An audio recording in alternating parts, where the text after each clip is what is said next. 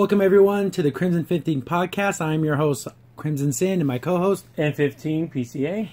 On this week's episode, we're going to start out with Wonder Woman. I haven't seen it, but my brother has, so he's going to give his thoughts and just reactions to seeing the film. So go ahead and take it away. Yeah, well, first of all, there's going to be some spoilers here, so I'm going to definitely spoilers. There, so you get a little warning there. So I want to talk about, well, first of all, it pretty much does follow the origin of Wonder Woman, which I really did like. How the fact that her mom basically went into the beach and finally got her, right, and made like a mold of clay. And she told Zeus to give me a daughter. I want a daughter. And she made her a daughter.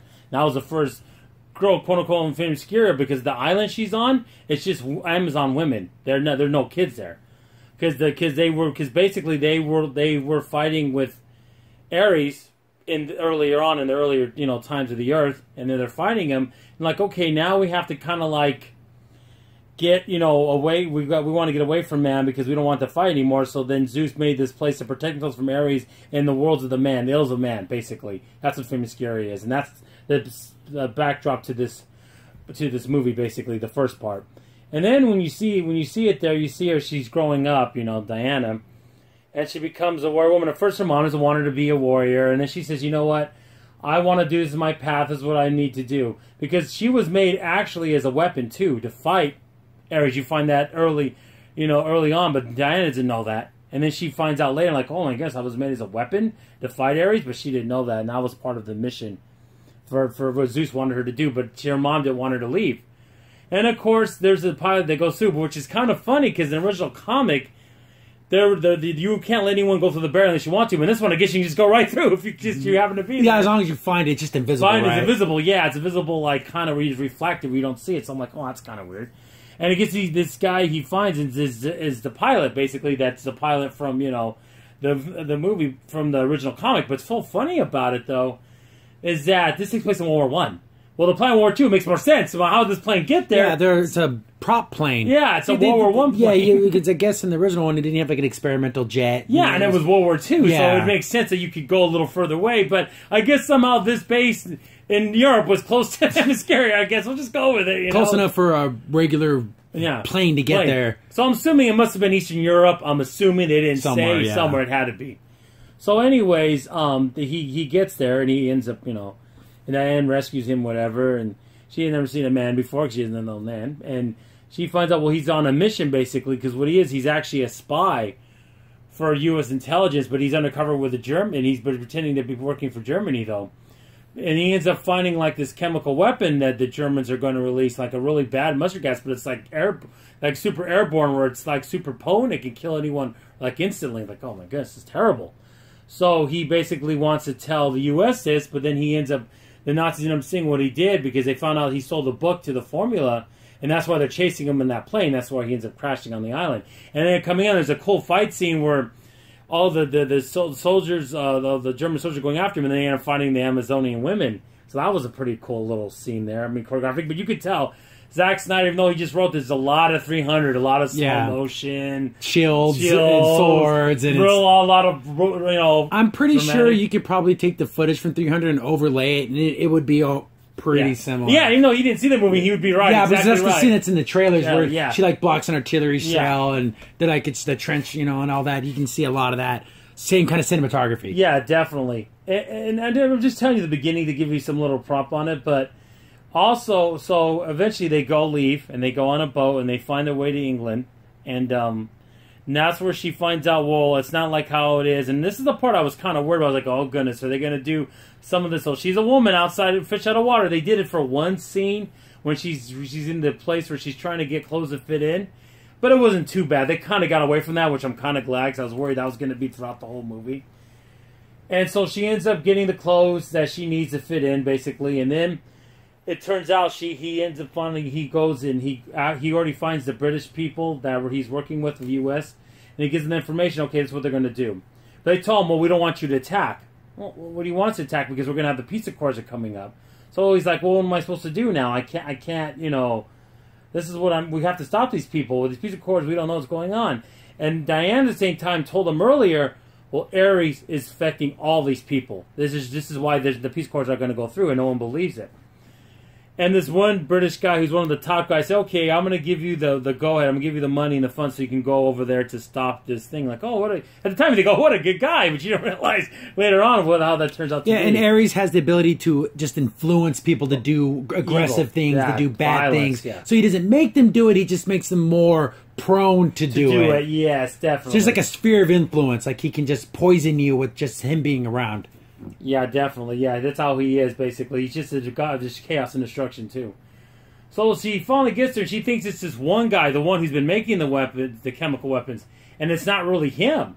I mean, it is him, but if you find out later on that he was being influenced by Ares the whole time, and it turns out the person who influenced Ares was that old British guy. You're like, oh my goodness, he's Ares? Like, he looks like nothing, but again, he could be anything, you know? Yeah, he has like magic and Magic, stuff, so yeah. And he influenced, man, I love, like, he even used parallels if you think of, like, the Bible, as the devil saying, well, I just tell them these things, they don't have to do it. Yeah, but you know what you're doing. That doesn't mean anything. Yeah, you can influence You're guilty, shut up. Stop being BSing. And at the end, there's a real touching scene where that guy she's with, they fall in love, of course, and that he ends up dying to save him because he has a bunch of chemical weapons, but he takes them on a plane and blows up because he knows he can't let anyone get these weapons. Because he can't too let powerful. Too powerful, so he blows himself up. And he sacrifices himself. And then now, and he's also that same guy in that picture that you see. And if you've seen Batman vs Superman, you're looking at yourself like, this would have meant something. This would have came out before Batman vs Superman. Yeah, it would have been a touching moment. Well, touching, but it's like it's not as meaningful because they did it all wrong. But that's DC, and that's not what we're talking about DC, but that's exactly what we're talking about. And now I want to talk about kind of my impressions. At the end, she ends up being in God of War, of course, and then the World War II ends and all that stuff. I want to say my impressions of it overall. I liked it. I thought it was good. It's not as good as what some people make it out to be, but overall, I did like it. The feminine tone wasn't too bad. And she was a strong, quiet, strong character, which I kind of liked, I mean, she has a quite good actress, even though she doesn't look like Wonder Woman in terms of body build, but she does fit that mold. And I think that really did help the movie overall. She has good energy. Yeah, she exudes confidence and strength. Definitely. So I would recommend to go see it if you're like a Wonder Woman fan, if you like DC, and if you want to see a good DC movie for once in your life, and since the Nolan movies they don't count anymore, yeah, you should go see it. So that's basically my impressions on it. So with the ending of that, just today, probably a few hours ago, Marvel has released the teaser trailer for Black Panther. Even though it says teaser, it's like 2 minutes long. I don't know why they call it teaser, but it should be a trailer. And again, look phenomenal. Just every Marvel film, especially the trailers, they're so good. Oh. I want to know more about this country and then Wakanda. I want to know more about the warriors, their technology, the guys are fighting. Who's this? Like, oh, that's the guy who was in Creed. Like, oh, what's he gonna do? Like, you're just wanting more. At the end of this trailer, you're just like, oh my god, I want to see this film. The thing about a lot of Marvel, especially MCU Marvel films, is that they flesh out things. And you can see this whole world, and you can see all these wondrous things, and it's intriguing to see. And you just see that there's that little action scene in the beginning. Mm-hmm. He's just so freaking awesome. Like, he's up in the trees, and he's just jumping down, kicking, just beating the crap out of these guys. And he's just taking full-on machine gun fire, like, right in the chest. Like, his armor's so strong, it doesn't even phase him. Mm-hmm. They're like throwing grapes at somebody. That's how weak these bullets are to him. And he's just the defender of his land. It's just so cool to see this strong character. And most people didn't even know who Black Panther was. But Marvel can take these 5th, 6th tier heroes and make their movies seem amazing. Guardian Galaxy comes to mind. No one knew Guardian Galaxy before it came out. Nobody. I knew it existed, but I couldn't tell you who was on it. No. I knew Rocket Raccoon. That's all I knew. I didn't know anyone else. I think, remember, because I saw it one time when it was on Disney XD back in the mid-2000s, and one guy was I knew Peter Quill. Yeah. I didn't say his name. Like, I knew, he's the head of it, but I didn't realize. But Marvel can take that and make it into an absolutely amazing film. And Black Panther, going back to that, for a 1:52-second trailer, it was great. I loved it. A+ trailer. But again, all Marvel trailers are great. I don't think there's ever been a Marvel trailer I'm like, oh, that looks crappy. No, we're not excited to see it. It just makes you super excited after you see it. Like, oh man, I want to go see this. But of course, it's going to be down the line. But February next year. Yeah. So that's actually number 1 right now on YouTube as of this recording. It's just trending number 1. Look at that, with a 3.8 million views, and it's been out for a few hours. That shows you how excited people are for Marvel films. Oh, definitely. And segue into other Marvel things back into video games. I guess the character list for Marvel vs. Capcom and Infinite came out, and the list isn't bad. We'll have a link to all the characters. I guess on the Capcom side, you got Mega Man, Ryu, Chris Redfield, Morgan, Chun-Li, Strider. That's cool. Strider. Sigma, Nemesis, a Hunter character. This is all rumor, but everyone pretty much says this is confirmed.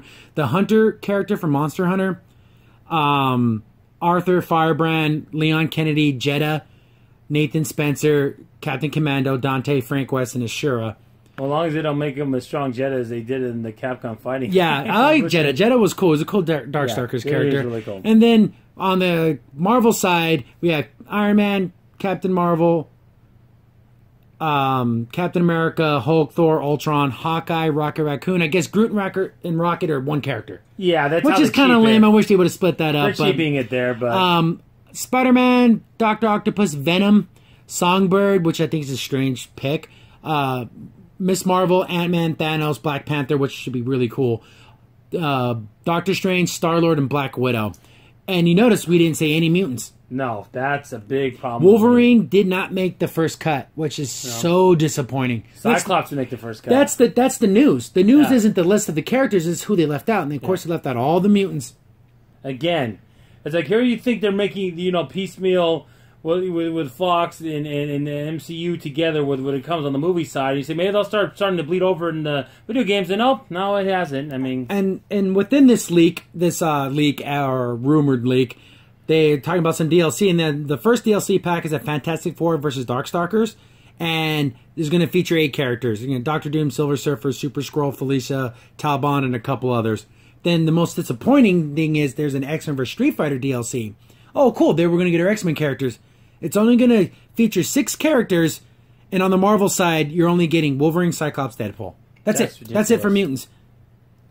That's ridiculous. That's absolutely. I know Marvel. I know you don't own the rights to the mutants for the movies, but my goodness, do you really have to screw the mutants over in the video games? Even I'll say this right now, to be honest with you. On the Street Fighter side, that would be cool than getting Ryu, Zankoff, and Dazzlem. Yeah, that's it. And that's it. Nothing else. Okay, that's it. You're not getting a Ken. You're not getting a Kyle. You're not getting any of those characters. It's just crazy. I thought for sure they were going to do X-Men DLC that featured like 10 characters. I thought at least 6. Come on, 6. And this is a $60 game. And how much are these DLCs going to cost? It's going to be a $100 fighting game. I don't know. I don't know if I'm going to get it now.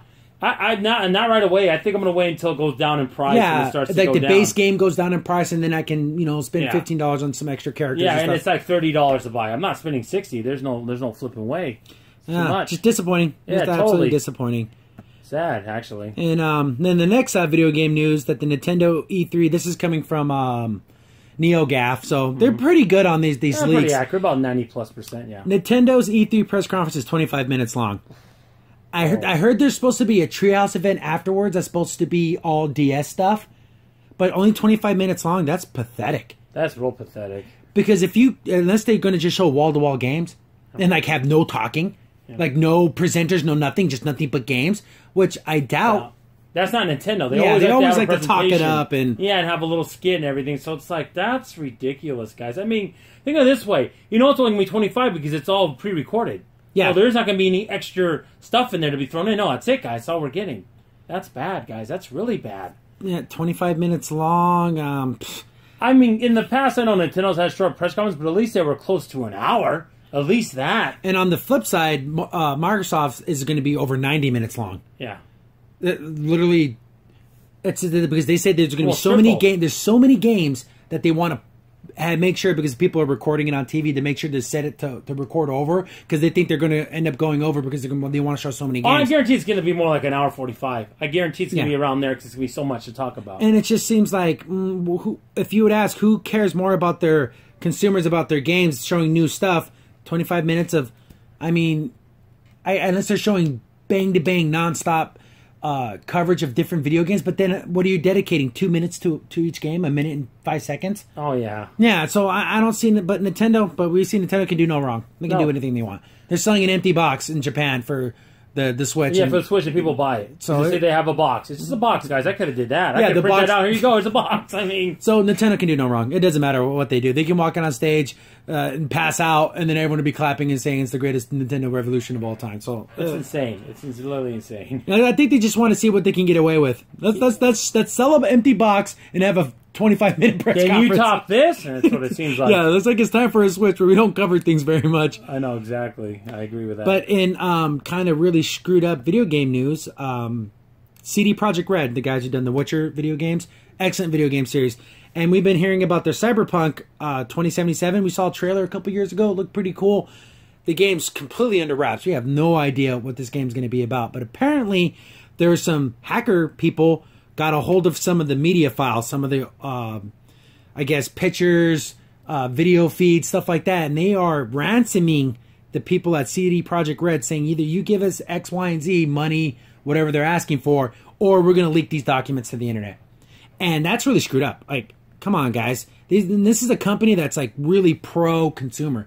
They love their fans. They're a small group of guys, and they make great video games, and then they're being targeted by hackers. And the thing that's worse about this, say they give them the money, whatever, and all that. Who's to say to stop them doing that to someone else, or doing it to I mean, we don't need this, or even start copycats. We don't need this. This is terrible. And guys. I guess CD Projekt Red put out on Twitter basically explaining the situation, saying we're not going to pay these guys anything.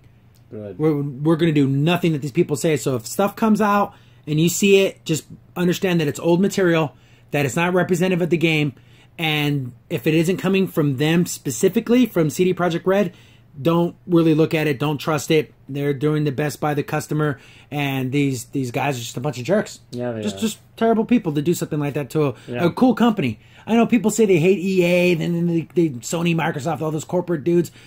Of all the video game companies, CD Projekt Red is probably the most friendly to their customers. They're us. That would be the quote unquote what you would say in the video game industry, the good guys. Yeah, they're the good guys. They're definitely that's the best guys. way to put it. They're the good guys when it comes to people making games and stuff. So you know what? So if anyone posts stuff that isn't from them, just ignore it. Oh yeah. Don't give definitely. these hackers the benefit of the doubt or anything like that. Just leave that But information. you know, some to people yourself. will though, because they don't care. They want we're to play hungry the for game. information. Information, they're not going to care. And in more sad video game news, the Shenmue 3 on the PS4 has been pushed back to the second half of 2008. And that was from the director, Yu Suzuki. And that's ridiculous. Oh, yeah. I know just the Shenmue games are huge. They're always gigantic. They're these big, giant productions. But, I mean, they had a Kickstarter. And Well, not like 3 years into, ago. I think 2-3 years ago. I yeah, ago it and was. people put money into this thing. Yeah. And now they're not going to get the... You know, they're still going to get their product, but it's like, oh, yeah, we delayed it again. Oh, yeah, we delayed it again. But not only that being delayed, and this is another problem I have with people putting money. You know, I think a lot of young companies don't even know what Shenmue is about. I know what it is. I love the game. I love the story and what it's about. They don't know what they're putting their money into. We They played have no idea. Shenmue on the Dreamcast. Yeah. We played Part 2 on the Xbox. Yeah. And we cared about the characters in the story. We cared about him avenging his father's death and finding out the mystery of the mirror, all this cool stuff.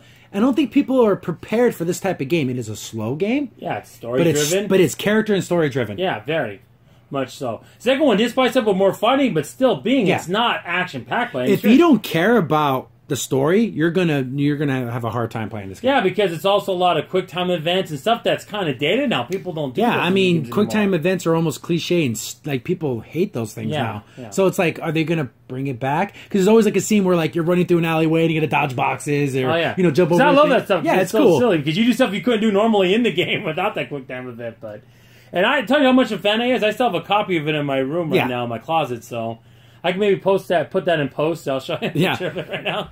It's just that Shenmue 2? you know, a delayed game. I think I forgot. Was it? I forgot who said it, but he said, was it Morimoto said it? Said that a delayed game is eventually good, but a rushed game will always be bad. Yes, true. Or something like, I'm pretty sure I'm messing up that quote, but basically that is true.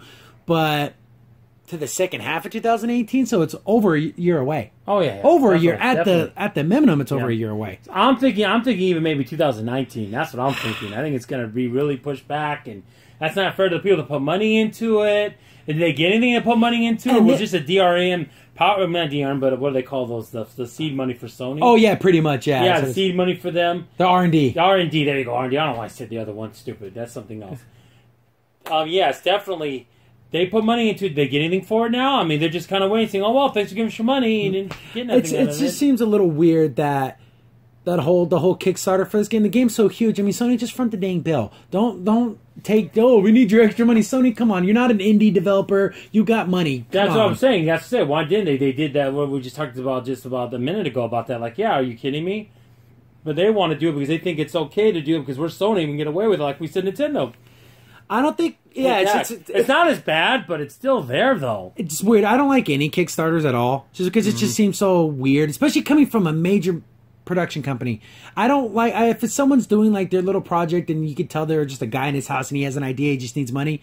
I mean, you don't get that from Sony. They're not like people in a garage, in an apartment trying to get something together. No, they're multi-billion-dollar corporation. They don't need any extra money. They don't need our money before the product. But it's so funny. I wonder if they're going to add things from like the first game to this game. Like I'm thinking like little touches like how like literally they put in because you're playing this, it takes place in the 80s. They actually put the real weather patterns in Japan for that day in the game. So if it was raining on that day back in the 80s, it's raining in the game. Yeah. That's just crazy. Area. That's cool. I like little touches like that. They used to do that in the football games too, but not necessarily then. But the NFL 2K, they would do that too, which I thought was funny. And you think it's random, but it's not. You can actually literally see what the weather's going to be the next day in your game if you actually go back. Look at this. It really matters, but it's just kind of a cool I like little touches like that. And then they have games within games, like the old Sega games, which is really cool. I wonder if they're going to do that. I mean, I know this isn't what I want in the game, you know. But in the end, I don't even have a PS4, so it would be fun to play. And it's on PC, too. Yeah. But, you know, it is what it is. Will it ever get an Xbox release? Probably not. But no, exactly, which is a real shame. Even though Xbox took a risk in putting Shenmue 2 on the original Xbox. Yes. But whatever. That's, that's the past. Well, yeah, exactly. That's how it goes. It's not now, though. And with all that this is all leading into E3, which happens on Sunday. Yep. And that's going to be... E3, I think, lost a little bit of its luster. Oh, definitely. Because with the internet, with leaks, and, Ace Combat dropped their trailer. This new Vampire game dropped its trailer. And those are the trailers, those are their E3 trailers. And we got them a little early. Yeah, because they realized, well, let's see. I might get lost in the shuffle if I do it during E3, but if I do it early, people are starting for content. Everyone's going to be watching it. That's why they do it. And so, but that takes away from like, the big stage shows. Yes. The big presentations. If they show that trailer, I'm like, I already saw that trailer. Yeah. I want to fast forward and skip through that. But with E3, the biggest thing I'm looking forward to is Scorpio, just to see price point, what kind of games, the raw power, and what is the benefit we're going to get over normal games. I think you got to sell this thing hard to get this thing to go. Especially if it's over $400. Oh, that's gonna be tough for me. I think $399 is literally my ceiling. That is my hard ceiling. If it's over $399, I'm gonna have to wait on it. Yeah, I've never waited on an Xbox system, but since it's just an upgrade of the one I have now, it's like, do I really even need it if it's like $500? No, not really. I don't. And then pushing you to 4K television. Yeah, that's gonna fully maximize the graphics of it. Yeah, see, people say that you'll see a difference even on a normal HD TV, but you want you want a 4K TV. Yeah, you want to have that. A lot there. I mean, come on, you want the best of the best. If you're gonna splurge that kind of money at that point. But from what we're seeing, people are saying they're liking it. They're seeing, with all that extra RAM that they're putting in there and all that kind of stuff for developers. I don't know how to make games, but the more resources you give a game developer, the more things they can do. That's all I know. Yeah, and hopefully the end result we get something like, I don't know, Destiny being 60 frames per second. Destiny 2. And Scorpion. Because it isn't... Destiny 2 is not 60 frames per second, even on the PS Pro. Yeah. Which is lame. Yeah, when we talked about the things that we didn't like or did like about Destiny 2 when they did reveal, that was the thing that we said that we didn't like. So we're just, So hopefully if the Scorpio can say that, because that's a big game for us. Even though Destiny has its up and downs, that is still a big game for me personally. I want Destiny 2 to be a good game. Yes. I don't want it to fail. There's people out there who want games to fail. I don't want this game to fail. I want it to be good. I want it to have strong story and characters and, moving on. But that 60 frames per second really kills me on consoles. Yes. It really does. So hopefully Scorpio... Because that's a standard now. It's a standard. I'm sorry for my first-person shooters and not to have that. I'm disappointed. Yeah, it's a heartbreaker. And to know that if your PC's strong enough, you can even get up to 144 frames. Yeah. Jeez. How amazing that will look. Ugh, it's going to make Destiny 2 videos look like... That's another thing. So, Scorpio, Destiny 2, and then like the surprise games that we never knew. There's always one or two, and then sometimes they don't fully Crackdown 3. Crackdown 3 we want to see, but I don't know when that's coming out. They say 2017, but so is there anything in particular you're looking forward to in E3? Well, let's see. You covered Scorpio. I think that's a big one. I'm really looking forward to that. And things I want to say more that I was looking forward to, but not anymore. Like more on the independent games, like Cuphead. I don't care anymore. It's been so long. If it comes out and it's $15, I might buy it. But if it's more like than 15, 30, nah, I might literally wait for it to be the free game with gold. Yeah, because I'm sorry, you took too long, and I don't care, and it just should not take this long for a interest. shooter. Interest peaked about 6 months ago. Yeah, and now it's just going to slow downhill. Yeah, and it's just getting less and less every day. Oh yeah. Because remember, I think the first game trailer came out in 2014. I could be wrong. I know it's a small team. I think it's like 2 guys or something, right? But come on, you got to bring it out. I don't know what to say. It's been a long time. But one thing I am looking forward to, I think it's kind of cool, even though they have a lot of them. I guess Dragon Ball Z games coming out. But interesting about that, it's supposed to be 3-on-3, all like what a Marvel's Capcom 2 was like. So that could be really cool. Yeah, and it's being done by Arc System, the guys who did Blaze Blue and stuff like that. So they know how to make great, flashy games. Fighting games. So, and again, Dragon Ball Z, if there's anything in the world that needs to be flashy with explosions and stuff like that, Dragon Ball Z is that type of game. So that, again, from the screenshots they showed of it, it looked pretty cool. Definitely looking forward to that. And from Sony, there's the God of War. Looks like it could be kind of cool. And it looks all right. Again, Final Fantasy 7 would have been more exciting if they weren't changing the whole mechanic and making it action-based. And we don't even, and that's another thing. Same thing with Kingdom Hearts, Final Fantasy 7. We have no idea when these games are coming out anymore. No, we don't.